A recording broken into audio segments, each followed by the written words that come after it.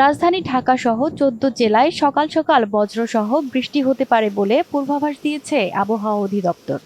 সোমবার আবহাওয়া অধিদপ্তরের ফেসবুক পেজে দেওয়া এক বার্তায় এ তথ্য জানানো হয়।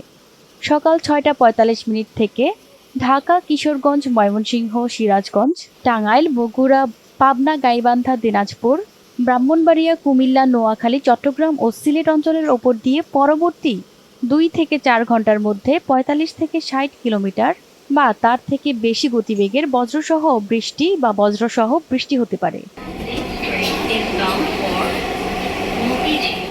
বজ্রপাতের সময় কিছু নির্দেশাবলী অনুসরণ করার পরামর্শ দিয়েছে আবহাওয়া অধিদপ্তর।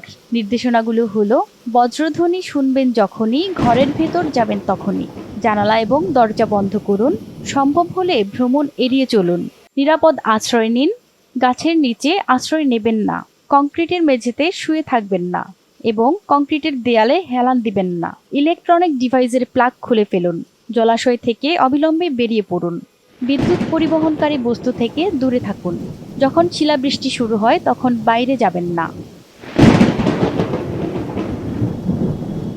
প্রতিমা সরকার, এনটিভি অনলাইন।